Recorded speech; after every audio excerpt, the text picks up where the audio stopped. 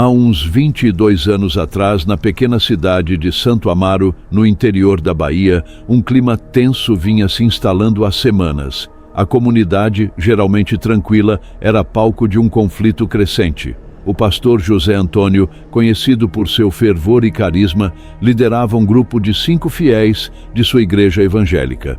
Eles eram Dona Marta, uma senhora idosa de opiniões fortes; Elias, um jovem impulsivo e cheio de energia; Ana, uma mãe de família devota; Carlos, um comerciante local; e João, que mal havia se convertido, mas já seguia cegamente as palavras do pastor. O alvo do grupo era o terreiro de Candomblé, Ilê Axé Olorum, um lugar respeitado por muitos na região, mas que, para o pastor José Antônio e seus seguidores, era visto como a casa do mal. Reuniões após os cultos eram dedicadas a discutir como combater o mal que se enraizava na cidade. Eles acreditavam estar em uma guerra espiritual, onde o terreiro era a manifestação mais clara da obra do demônio. Vocês sabem que nós somos soldados de Deus, dizia o pastor em tom solene. O que acontece naquele terreiro é uma afronta à palavra do Senhor. Não podemos permitir que essas práticas demoníacas contaminem nossa cidade. Dona Marta, sempre a mais vocálica, concordava com veemência. Esses batuques, essas danças, tudo isso atrai coisa ruim. Nós precisamos agir, pastor. Se não fizermos nada, quem o fará? Elias, por sua vez, estava impaciente. Falar é bom, mas precisamos de ação. Nós temos que dar um jeito de acabar com isso de vez. Se deixar, eles vão crescer, e quem sabe o que mais podem trazer para cá. Ana e Carlos, mais contidos, ouviam, mas não escondiam a aprovação em seus rostos. João, ainda tentando se provar no grupo, sugeriu com timidez: talvez pudéssemos organizar um culto de oração na frente do terreiro, para mostrar que aqui é terra de Deus. O pastor sorriu, mas balançou a cabeça. Oração é importante, João, mas isso não é o suficiente. Precisamos de algo que mostre que não vamos tolerar essa afronta. Naquela noite, o grupo começou a planejar. A ideia era simples, mas carregada de intenções perigosas: assustar os frequentadores do terreiro, destruindo objetos de culto e espalhando mensagens que deixassem claro que aquele lugar não era bem-vindo. O pastor, no entanto, mascarava tudo com um discurso de purificar a cidade. Nós não somos violentos, ele dizia, como se para aliviar as consciências. O que vamos fazer é mostrar a eles que não tem espaço aqui para adorar demônios. Estamos fazendo a obra de Deus. Mas no fundo, cada um sabia que o caminho que estavam trilhando era mais sombrio do que queriam admitir. O plano estava traçado, e o grupo se preparava para agir. Na calada da noite, Santo Amaro estava prestes a ser palco de uma ação que mudaria para sempre o destino de seus moradores. Naquela noite, o céu de Santo Amaro estava carregado de nuvens pesadas, como se a natureza soubesse do mal que estava prestes a ser cometido. O grupo do pastor José Antônio se reuniu em frente à igreja, munido de tochas, paus e uma determinação sombria. O terreiro Ilê Axé Olorum ficava na periferia da cidade, cercado por árvores antigas que sussurravam ao vento, como se tentassem avisar do perigo que se aproximava. Lembrem-se, disse o pastor com voz grave, estamos fazendo a obra de Deus. Não estamos aqui para ferir pessoas, mas para destruir o mal que habita neste lugar. Elias carregava um machado, seus olhos brilhando com uma mistura de excitação e medo. Dona Marta segurava uma Bíblia contra o peito, murmurando versículos sobre purificação. Ana e Carlos trocavam olhares nervosos, mas seguiam em frente, convencidos de que estavam fazendo o certo. João, o mais hesitante, caminhava atrás, rezando baixinho para que nada de ruim acontecesse. Quando chegaram ao terreiro, tudo estava silencioso.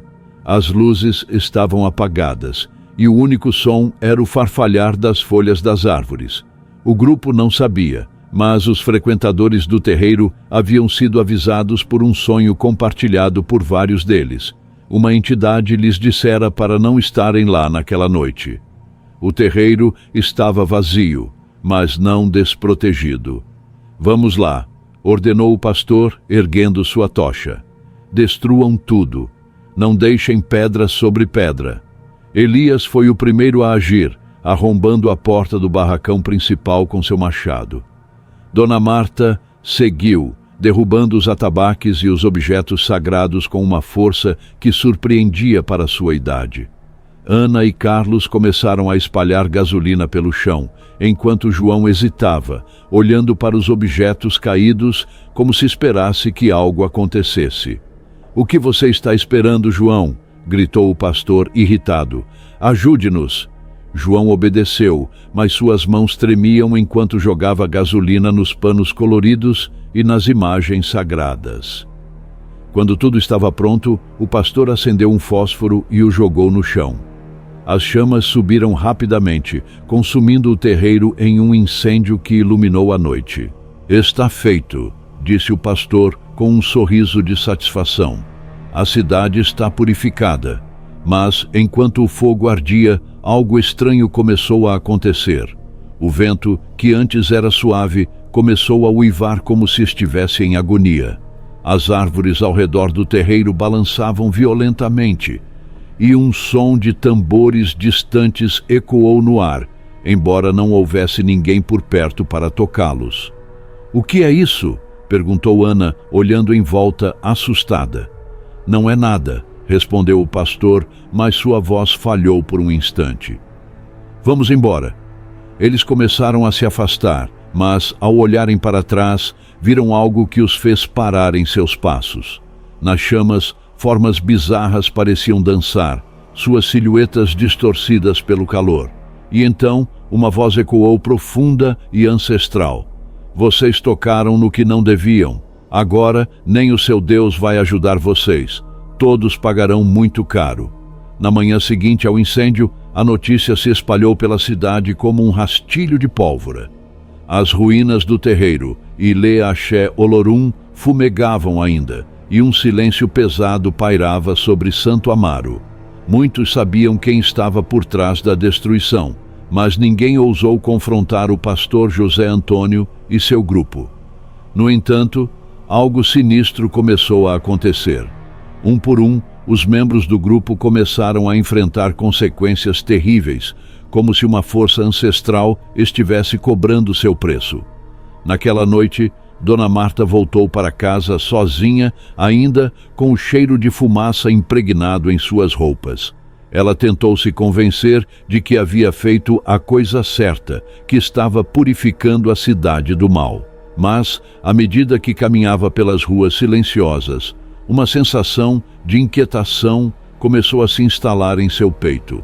O vento, que antes parecia comum, agora carregava um sussurro baixo, quase imperceptível, como se alguém estivesse falando bem ao seu ouvido. Quando chegou em casa, trancou a porta atrás de si e acendeu as luzes. A casa, que antes era seu refúgio, agora parecia estranhamente hostil. Ela tentou ignorar a sensação e se sentou em sua poltrona favorita, abrindo a Bíblia em busca de conforto. Mas as palavras nas páginas pareciam se mover, distorcendo-se em frases que ela não conseguia entender. Ela fechou o livro com força, respirando fundo. "É só minha imaginação", murmurou para si mesma. "Estou cansada, só isso." Mas, quando ela se levantou para preparar um chá, ouviu algo que a fez parar em seus passos. Era um som baixo, como um arrastar de pés no chão, vindo do corredor. Ela olhou para lá, mas não viu nada. O som parou, e ela tentou se convencer de que era apenas o vento batendo em alguma janela. Foi então que as vozes começaram. Primeiro, eram apenas sussurros, tão baixos que ela quase não conseguia distingui-los. Mas, à medida que os minutos passavam, as vozes ficavam mais altas, mais claras. Eram vozes roucas, guturais, falando em uma língua que ela não entendia, mas que parecia carregada de raiva e desprezo, Ela cobriu os ouvidos com as mãos, mas as vozes não paravam. Pior, elas vinham de dentro de sua cabeça. Você pensou que poderia nos destruir. Uma voz sibilou, gelando seu sangue. Você tocou no que não devia, velha infeliz. Dona Marta caiu de joelhos, rezando em voz alta, pedindo a Deus que a protegesse. Mas as vozes só riam, uma risada estridente que ecoava em sua mente. Deus não pode te salvar agora. Você nos pertence. Naquela noite, ela não conseguiu dormir. As vozes continuaram, intercaladas com sons de tambores distantes e gritos que pareciam vir de todos os lados. Ela tentou ligar para o pastor, para os outros membros do grupo, mas o telefone só emitia estática. Quando olhou pela janela, viu sombras se movendo no quintal. Formas estranhas que parecia formato de humanos deformados, que dançavam em círculos, como se estivessem em um ritual. No dia seguinte, ela estava visivelmente abalada.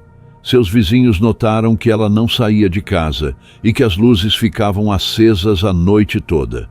Quando alguém bateu em sua porta para ver se estava tudo bem, ela gritou: "Vão embora! Eles estão aqui! Eles estão em toda parte!"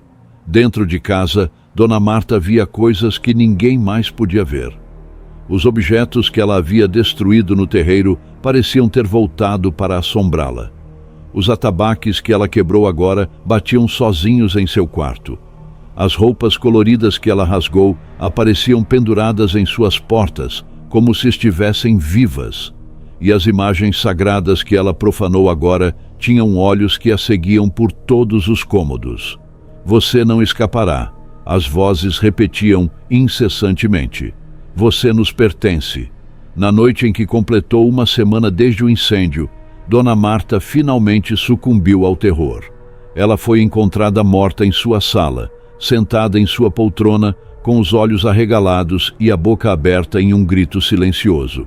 Nas paredes ao redor dela, escritas com carvão, estavam as palavras: "Você não escapará." Mas o mais perturbador foi o que encontraram em suas mãos. Ela segurava um pedaço de tecido colorido, idêntico aos panos usados no terreiro, embora ninguém soubesse como ele tinha parado ali. E, no chão ao seu redor, havia marcas de pegadas queimadas, como se alguém, ou algo, tivesse dançado em círculos ao seu redor até o último momento de sua vida. Elias foi o próximo. Ele era o mais impulsivo do grupo, e sua energia violenta durante o ataque ao terreiro havia chamado a atenção das forças espirituais. Ele destruiu os assentamentos sagrados dos orixás, objetos que continham a energia espiritual das divindades. Ao fazer isso, ele atraiu a atenção direta de Ogum, o orixá da guerra e do ferro, conhecido por sua justiça implacável. Poucos dias após a morte de Dona Marta, ele começou a ter pesadelos terríveis. Os pesadelos de Elias eram uma manifestação de Ogum, que o perseguia em seus sonhos, cobrando o preço por sua profanação. Ele acordava suando, com o cheiro de fumaça impregnado em seu quarto, mesmo que não houvesse nada queimando. Uma noite, ele desapareceu. Sua família o procurou por toda a cidade, mas só encontraram seu corpo dias depois, próximo às ruínas do terreiro. Ele estava deitado de bruços, com as mãos estendidas como se estivesse tentando fugir de algo. Sua pele estava coberta de marcas de queimaduras, mas o mais perturbador era que as marcas formavam padrões intricados, como símbolos antigos. Os médicos não conseguiram explicar como as queimaduras aconteceram, já que não havia sinais de fogo ao redor do corpo. A cidade começou a sussurrar que algo sobrenatural estava acontecendo. Ana foi a terceira. Ela era a mãe devota. Havia participado do ataque com a intenção de proteger sua família. No entanto, ao destruir os objetos sagrados, ela ofendeu Iemanjá, a mãe dos orixás e protetora dos marinheiros. As sombras que ela começou a ver eram os filhos de Iemanjá, espíritos das águas que a assombravam por sua hipocrisia. Elas surgiam nos cantos de seus olhos, movendo-se rápido demais para serem humanas. No início, ela tentou ignorá-las, rezando ainda mais fervorosamente. mas as sombras só cresciam, tomando formas cada vez mais definidas. Elas se aglomeravam perto de seus filhos, sussurrando coisas que ela não conseguia entender. Em desespero, Ana trancou-se em um quarto, recusando-se a sair. Quando sua família finalmente arrombou a porta, encontraram-na sentada no chão, abraçando os joelhos. Seus olhos estavam vidrados e ela repetia incessantemente: "Eles estão aqui, eles estão aqui." Seus filhos, assustados, disseram que ouviam vozes vindas do quarto dela, mesmo quando ela não estava falando. Ana nunca mais foi a mesma, e sua família a internou em um hospital psiquiátrico, onde ela permaneceu em estado catatônico até o fim de seus dias. Carlos, o comerciante, havia sido o mais hesitante durante o ataque, mas sua ganância falou mais alto. Ele ajudou a espalhar gasolina e a acender o fogo, pensando que isso traria prosperidade para seus negócios. No entanto, ao profanar o terreiro, ele atraiu a atenção de Ossain, o orixá das ervas e da cura, que também é conhecido por sua capacidade de trazer ruína aos que abusam da natureza. A queda de Carlos foi lenta e dolorosa. Ele perdeu tudo o que tinha, como se Ossain tivesse retirado sua bênção de sua vida. Sua família, cansada de seu comportamento obsessivo e paranoico, o abandonou. Ele acabou vivendo nas ruas, um farrapo do homem que um dia foi. Todas as noites ele vagava pelas ruínas do terreiro, pedindo perdão em voz alta. Eu não sabia, gritava, mas o perdão nunca veio. Em uma dessas noites, ele foi encontrado morto, seu corpo enroscado em volta de uma árvore próxima ao terreiro. Seu rosto estava congelado em uma expressão de terror absoluto, e suas mãos estavam enterradas na terra, como se ele tivesse tentado cavar para fugir de algo. João foi o quinto. Ele era o mais novo do grupo e o único que tentou se redimir. Após a morte de Carlos, ele procurou os sobreviventes do terreiro e pediu perdão, oferecendo-se para ajudar a reconstruir o local. No entanto, sua participação no ataque havia despertado a atenção de Exu, o guardião dos caminhos e justiceiro implacável. Uma noite, ele foi encontrado sem vida em seu quintal, com uma expressão de terror no rosto e um lençol amarrado em volta do seu pescoço e no galho de uma árvore. Em sua mão, ele segurava uma pena de pássaro preto, um símbolo de Exu. Os vizinhos relataram ter ouvido gritos e risadas vindos de sua casa naquela noite, mas quando chegaram, tudo estava em silêncio. No chão, ao redor de seu corpo, havia marcas de pegadas queimadas, e as paredes estavam cobertas de símbolos estranhos, pintados com uma substância escura que cheirava a sangue. Pastor José Antônio. O líder do grupo foi o último a cair. Ele havia sido o arquiteto de toda a destruição, usando sua influência e fé distorcida para justificar a violência. Ao profanar o terreiro, ele ofendeu todos os orixás, mas especialmente Oxalá, o pai de todos os orixás e representante da criação e da paz. Ele tentou continuar sua vida como se nada tivesse acontecido, mas as vozes o perseguiam. Elas sussurravam em seus ouvidos durante o dia e gritavam em seus sonhos à noite. Ele começou a perder o controle, e sua congregação notou que ele parecia cada vez mais distante, mais assustado. Em um domingo, durante o culto, ele subiu ao púlpito como de costume. Mas, em vez de pregar, ele começou a gritar em uma língua que ninguém entendia. Sua voz era gutural, quase desumana. Ele caiu no chão, convulsionando, enquanto a congregação assistia em horror. Quando finalmente parou de se mover, ele estava morto, seus olhos arregalados e sua boca espumando. No dia seguinte, sua igreja foi consumida por um incêndio inexplicável. As chamas não deixaram nada para trás, exceto uma única frase escrita nas cinzas: "O que você destruiu agora te consome, e não há oração que te salve." As ruínas do terreiro Ilê Axé Olorum nunca foram reconstruídas. O local, outrora vibrante com cantos, tambores e a energia dos orixás, agora é um lugar de silêncio pesado e sombras que se movem quando ninguém está olhando.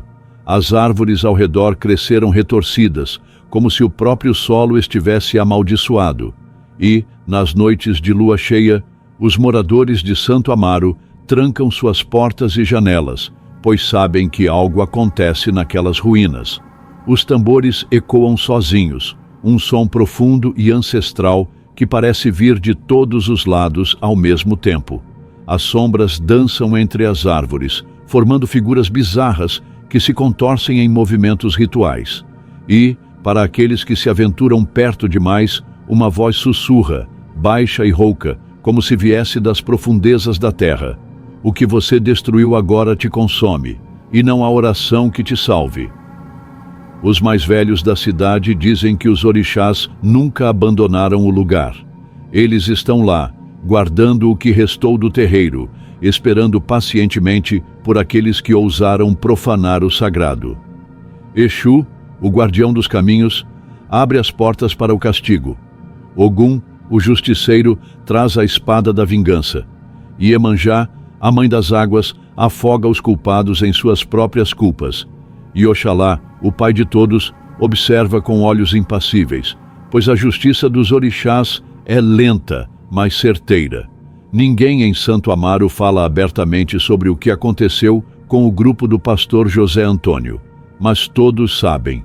Quando o vento sopra forte, carregando o cheiro de fumaça e terra molhada, eles se benzem e sussurram preces antigas, porque sabem que um dia as sombras podem vir para eles também. E, nas ruínas do terreiro, os tambores continuam a tocar. Um chamado para os vivos, um aviso para os mortos. Porque o sagrado não perdoa, e o preço da profanação é pago em sangue e alma. Dizem que, se você passar perto das ruínas à meia-noite, poderá ver as figuras do pastor José Antônio e seu grupo, dançando entre as sombras. Eles estão lá, presos em um ritual eterno, repetindo seus pecados sob o olhar impassível dos orixás.